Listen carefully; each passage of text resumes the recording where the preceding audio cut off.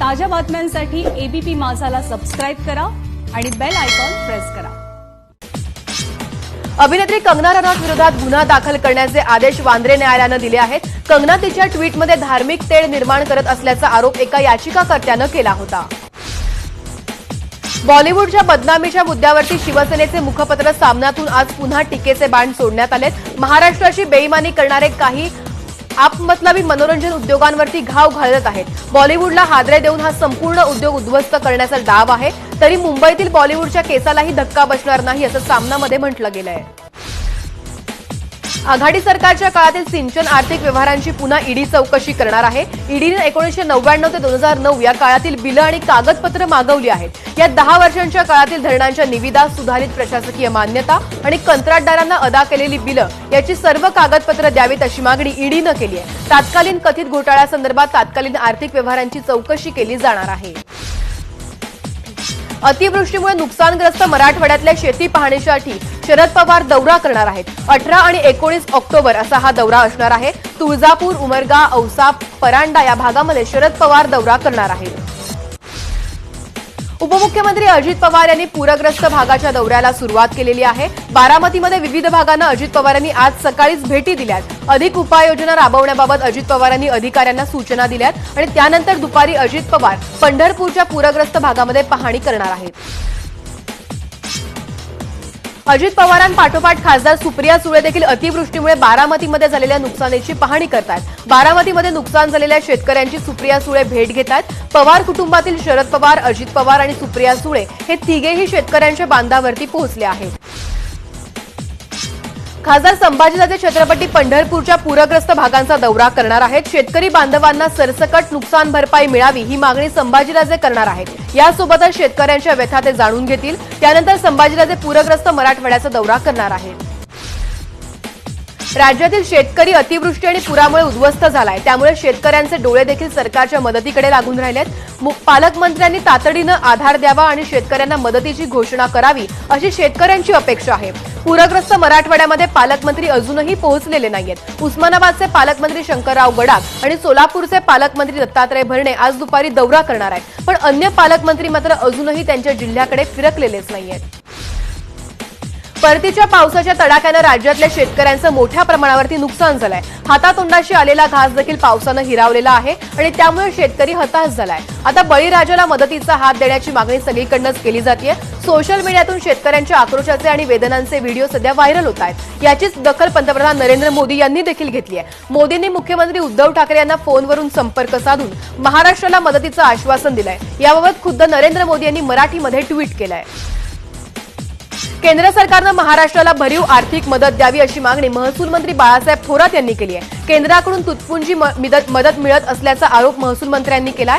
नैसर्गिक आपत्तीत सरकार शेतकऱ्यांच्या पाठीशी आहे असं देखील थोरात म्हणाले आहेत।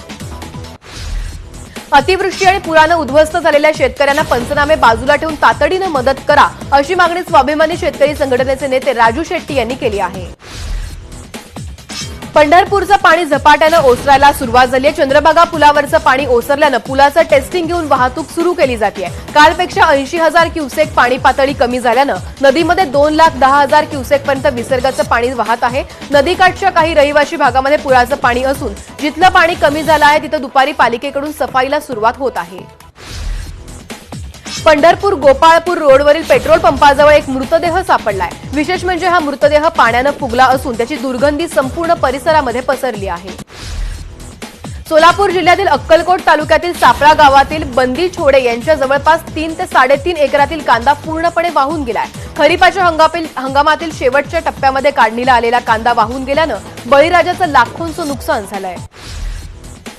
पंढरपुरामध्ये चंद्रभागा पुलावरती आलेला कचरा जेसीबीच्या सहाय्यानं काढण्याला सुरुवात झालेली आहे। मोठ्या प्रमाणावरती ऊस, केळी, लहान मोठी झाडं तर मेलेली जनावरं पुलाला येऊन अडकली होती। पुलाच्या तांत्रिक तपासणीनंतर वाहतूक सुरू करण्यात येणार आहे। दरम्यान पंढरपूर शहरामध्ये अनेक घरांमध्ये अद्यापही पाणी आहे। पंढरपूर सोलापुरातील पाणी ओसरलं असलं तरी देखील शिवारामध्ये शिरलेलं पाणी अजूनही शेतातच आहे। त्यामुळे ऊस, तूर, हरभरा, सोयाबीन या पिकांचं मोठ्या प्रमाणावरती नुकसान झालंय। सोलापूर जिल्ह्यातील 58,000 हेक्टर शेतीला फटका बसल्याची देखील माहिती प्रशासनाकडून देण्यात आली आहे। तर तिकडे बंद झालेले रस्ते वाहतूक देखील आता हळूहळू सुरळीत व्हायला सुरुवात झाली आहे। सांगली जिल्ह्यामध्ये परतीच्या पावसामुळे काढणीला आलेल्या हायब्रिड पिकाचं नुकसान झालंय। हायब्रिड कणसं परतीच्या पावसानं काळी पडली आहेत, तर 5 दिवसांपासून पावसाचा जोर कायम असल्यानं कणसाचं बी देखील काळं पडलंय। कोल्हापूर जिल्ह्याच्या पश्चिम भागामध्ये असलेल्या भुयेवाडी या ठिकाणी वादळी पावसामुळे भात पिकांचं मोठ्या प्रमाणावरती नुकसान झालंय। अवघ्या 5 ते 6 दिवसांमध्ये भात कापणीला आला होता, मात्र त्याआधीच मुसळधार पाऊस कोसळल्यानं बळीराजाच्या तोंडचा घास हिरावून घेतल्याची परिस्थिती निर्माण झाली आहे। मागील 4 दिवस वादळी वाऱ्यासह होणाऱ्या पावसामुळे भिवंडी आणि शहापूर ग्रामीण भागातील शेतकऱ्यांचा हातातोंडाशी आलेला घास हिरावला गेलाय। तालुक्यातील हजारो एकर जमिनीवरती बहरलेली भात पिकं मोठ्या प्रमाणावरती नुकसान झालंय। पिकं सडून गेली आहेत, तर अनेक ठिकाणी भाताला कोंब देखील फुटलेत, त्यामुळे शेतकरी देखील हतबल झालाय। प्रशासन पंचनाम्यासाठी येत नसल्यानं दात कुणाकडे मागायचे असा सवाल आता बळीराजाला पडला आहे।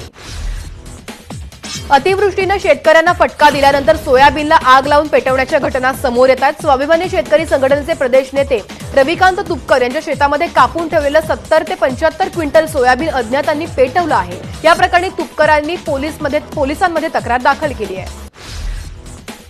कोल्हापुरात अंबाबाई मंदिरामध्ये शारदीय नवरात्रोत्सवाला सुरुवात झाली आहे। पारंपरिक पद्धतीनं देवीची विधिवत पूजा करत घटस्थापना करण्यात आली आहे। आदिशक्तीची विविध रूपं पाहण्यासाठी अंबाबाई मंदिरात भाविक दररोज दर्शनासाठी येत असतात, मात्र मंदिर बंद असल्यामुळे भक्तांना देवीचं प्रत्यक्ष दर्शन घेता येत नाहीये। त्यामुळे पश्चिम महाराष्ट्र देवस्थान समितीनं भाविकांना देवीचं दर्शन करता यावं यासाठी ऑनलाईन दर्शनाची सोय उपलब्ध करून दिली आहे।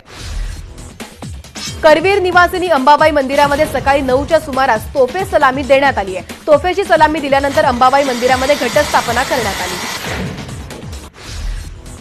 नवरात्र उत्सवानिमित्तानं अंबाबाईच्या मंदिराला आकर्षक विद्युत रोषणाई करण्यात आली आहे। यंदा कोरोनामुळे भाविक मंदिरात जाऊ शकत नाहीयेत, अंबाबाईचं दर्शन घेऊ शकत नाहीयेत, पण शिवम बोधे यांनी एबीपी माझाच्या प्रेक्षकांसाठी खास ड्रोन कॅमेरानं अंबाबाईच्या मंदिराची एक्सक्लुझिव्ह दृश्य टिपली आहेत। तिकडे महाराष्ट्राची कुलस्वामिनी 3.5 शक्तीपीठांपैकी एक पूर्ण पीठ असलेल्या आई तुळजाभवानी मातेचा नवरात्र उत्सव देखील आजपासून सुरू होतोय आणि याच निमित्तानं मंदिराला आकर्षक अशी रोषणाई देखील करण्यात आली आहे। कोरोनाच्या पार्श्वभूमीवरती देवीचे सर्व पूजा, धार्मिक विधी आणि कुलाचार साध्या पद्धतीनं पार पडले आहेत। 3.5 शक्तीपीठांपैकी अर्धपीठ असलेल्या वणीच्या सप्तशृंगी मंदिरात देखील नवरात्र उत्सवाला सुरुवात झाली आहे। कोरोनामुळे मंदिर बंद असल्यानं मोजक्या पुजारींच्या उपस्थितीमध्ये देवीची पूजा करण्यात आली आहे। भाविकांसाठी मंदिर प्रशासनानं ऑनलाईन दर्शनाची व्यवस्था देखील केली आहे। घटस्थापनेआधी सप्तशृंगी देवीच्या विविध अलंकारांची पूजा करण्यात आली। सुवर्ण अलंकार, मुकुट, पादुका, कमरपट्टा यांची विधिवत पूजा करण्यात आली। चंद्रपूरचं आराध्य दैवत देवी महाकालीच्या नवरात्र उत्सवाला घटस्थापनेनं उत्साहात प्रारंभ झालाय। आज सकाळी विशेष पूजा करून घटस्थापना करण्यात आली आहे। महाकाली देवीचं हे मंदिर 15व्या शतकामध्ये बांधलं गेल्याची माहिती आहे। देवीच्या दर्शनासाठी मध्य प्रदेश, छत्तीसगड, तेलंगणा आणि आंध्र प्रदेशमधून भाविक दरवर्षी येतात। आजपासून सुरू होत असलेल्या शारदीय नवरात्र उत्सव निमित्तानं विठ्ठल रुक्मिणी मंदिरामध्ये तुळशी, गुलाब, मोगरा अशा विविध प्रकारच्या फुलांची सजावट करण्यात आली आहे। आकर्षक अशी रांगोळी आणि फुलांची सजावट देखील लक्षवेधी ठरते। पुण्याचे भाविक राम जांभूळकर यांनी ही फुलसेवा दिली आहे। सध्या मंदिर बंद जरी असलं तरी आज रुक्मिणी मातेचे शारदीय नवरात्र उत्सव सुरू होणार असल्यानं दसऱ्यापर्यंत सर्व धार्मिक विधी त्यासोबतच परंपरा सुरूच राहणार आहेत। आजपासून रुक्मिणी मातेला विविध अवतार आणि पोशाखामध्ये संपूर्ण नवरात्र कालावधीत सजवलं जाणार आहे। मुंबईची ग्रामदेवता मुंबादेवीच्या मंदिरात देखील कोरोनाच्या सावटामध्ये शारदीय नवरात्र उत्सवाला सुरुवात झाली आहे। कोरोनामुळे मंदिर बंद आहे, मात्र भाविकांना देवीचं दर्शन व्हावं यासाठी मंदिराबाहेर देवीची प्रतिमा जी आहे ती ठेवण्यात आली आहे। पुण्यातील पेशवेकालीन चतुश्शृंगी मंदिरात देखील नवरात्रोत्सवाला मोठ्या उत्साहात सुरुवात झाली आहे। नवरात्रोत्सवामध्ये चतुश्शृंगी माता मंदिरामध्ये भाविकांची खूपच गर्दी असते। 180 पायऱ्या चढून भक्त चतुश्शृंगी मातेच्या दर्शनाला येतात। यंदा मात्र कोरोनामुळे भक्तांना मंदिरात प्रवेश मिळणार नाहीये। भाविकांना देवीचं ऑनलाईन दर्शन घेता येणार आहे। देशामध्ये गेल्या 24 तासांमध्ये 62,000पेक्षा अधिक कोरोनाबाधित रुग्णांची नोंद झाली आहे आणि त्यामुळे देशातल्या कोरोनाबाधितांचा एकूण आकडा हा 74,32,681 वरती जाऊन पोहोचलाय। यापैकी 65,24,000हून अधिक जणांनी कोरोनावरती यशस्वीरित्या मात केली आहे। काल दिवसभरामध्ये 837 जणांचा कोरोनामुळे मृत्यू झाला, त्यामुळे देशातल्या कोरोना बळींचा हा एकूण आकडा 1,12,000च्या देखील पार गेलाय। सध्या 7,95,087 जणांवरती रुग्णालयामध्ये उपचार सुरू आहेत। महाराष्ट्रामध्ये काल 13,885 रुग्ण कोरोनामुक्त झालेत, तर दिवसभरामध्ये 11,447 नव्या कोरोना बाधितांची नोंद करण्यात आली आहे. राज्यामध्ये आज 306 रुग्णांचा कोरोनामुळे मृत्यू झाला असून राज्यातील रुग्ण बरे होण्याचं प्रमाण आज 85.3% जाऊन पोहोचलं आहे. जळगावच्या रावेरमधील बोरखेडा हत्याकांड प्रकरणी गृहमंत्री अनिल देशमुख पीडित कुटुंबियांची आज भेट घेणार आहेत. बोरखेडा इथं एकाच कुटुंबातील 2 मुलं आणि 2 मुली अशा 4 अल्पवयीन भावंडांची कुऱ्हाडीनं घाव घालून हत्या करण्यात आली आहे. बॉलिवूडचा डिस्को डान्सर अभिनेता मिथुन चक्रवर्तीची पत्नी आणि मुलगा अडचणीत सापडलेत. मिथुनची पत्नी योगिता बाली आणि मुलगा मिहम विरोधामध्ये बलात्कार, फसवणूक आणि गर्भपातासाठी प्रवृत्त केल्याप्रकरणी गुन्हा दाखल करण्यात आलाय. ओशिवारा पोलीस ठाण्यामध्ये गुन्हा दाखल करण्यात आला असून पोलीस दोघांचीही चौकशी करणार आहेत. भिवंडी तालुक्यातील आमने गावाजवळ एका कारला अचानक आग लागल्यानं संपूर्ण कार जी आहे ती जळून खाक झाली आहे. या घटनेमध्ये कोणत्याही प्रकारची जीवितहानी झालेली नाहीये. घटनेची माहिती मिळताच पोलीस घटनास्थळी दाखल झाले होते. अभिनेत्री खुशी मुखर्जीच्या मुंबईतल्या राहत्या घरी 2 लाखांच्या दागिन्यांची चोरी झाली आहे. काल रात्री घरातच फोटोशूटचं काम सुरू असताना चोरी झाल्याचा दावा खुशी मुखर्जीनं केला आहे.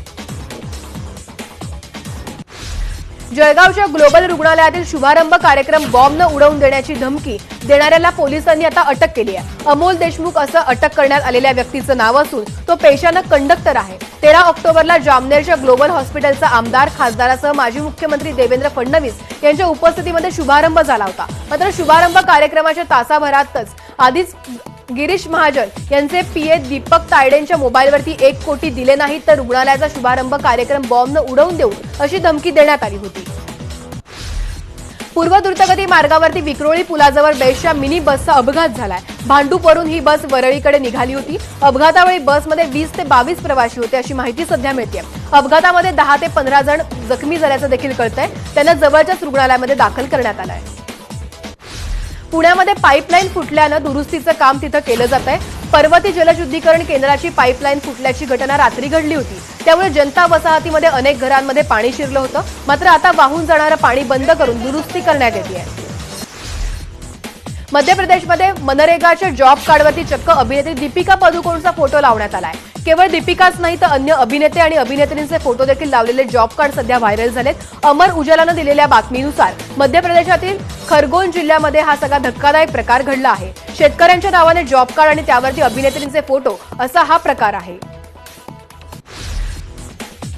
काँग्रेस नेते राहुल गांधी यांनी केंद्र सरकारवरती निशाणा साधलाय. सरकार फक्त आपल्या काही खास मित्रांचे खिसे भरवण्यात व्यस्त असल्याचं त्यांनी म्हटलं आहे. भारतातील गरीब भुकेला आहे कारण सरकार फक्त आपल्या काही खास मित्रांचेच खिसे भरण्यात व्यस्त आहे अशी टीका राहुल गांधी यांनी केली आहे.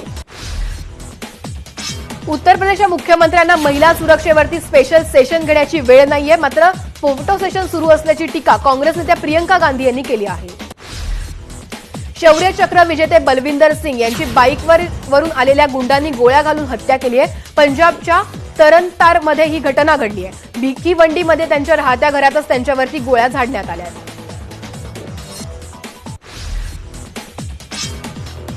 अनंतगांच्या लारनूर भागामध्ये दहशतवाद्यांचा खात्मा करण्यात भारतीय जवानांना मोठं यश आलंय. तर 2 ते 3 दहशतवाद्यांना जवानांनी वेढा घातलाय. घटनास्थळावरून लष्करानं AK-47 रायफल ताब्यात घेतली आहे.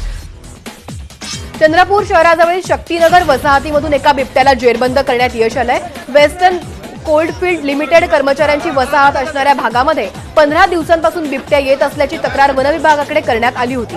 वनविभागानं सापळा रचून या बिबट्याला जेरबंद केलंय. जेरबंद करण्यात आलेला बिबट्या मादा असून त्याचं वय अंदाजे 4 वर्ष आहे. यवतमाळ जिल्ह्यातील उमरखेड तालुक्यातील सालगणी येथील धुरताबाई सातलवड या महिला आपला नातू रितेश सोबत शेतातील सोयाबीन काढण्यासाठी जात होत्या. त्याच वेळेला बाजूच्या उसामध्ये दबा धरून बसलेल्या बिबट्यानं अचानक रितेशवरती हल्ला केला आणि यावेळेला आजीनं कोणतीही भीती न बाळगता आपल्या हातातील टोपली बिबट्याला फेकून मारली आणि त्यावेळेला चवताळलेल्या बिबट्यानं आजीलाच टार्गेट केलं. आजीनं आरडाओरडा केल्यानंतर शिवारातील लोक एकत्र आल्यामुळे बिबट्यानं तिकडनं पळ काढलाय. आजी आणि बिबट्याच्या झुंजीमध्ये आजीच्या हाताला दुखापत झाली आहे. बेळगावच्या चंदगड तालुक्यातील किटवड धबधबा परतीच्या पावसानं पूर्ण क्षमतेनं प्रवाहित झालाय. त्यामुळे पर्यटक देखील आता गर्दी करताना तिथं पाहायला मिळत आहेत. नवरात्र उत्सव काळामध्ये पर्यटकांची गर्दी वाढून फैलाव होऊ नये यासाठी धबधब्याकडे जाण्यास बंदी घालण्यात आली आहे. आयपीएलच्या रणांगणामध्ये आजचा पहिला सामना हा रॉयल चॅलेंजर्स बँगलोर आणि राजस्थान रॉयल्स संघामध्ये होणार आहे. भारतीय वेळेनुसार हा सामना दुपारी 3:30 वाजता दुबईत होईल. दिल्ली कॅपिटल्स समोर आजच्या आयपीएल सामन्यामध्ये चेन्नई सुपर किंग्सचं आव्हान असणार आहे. हा सामना संध्याकाळी 7:30 वाजता शारजामध्ये खेळवण्यात येईल.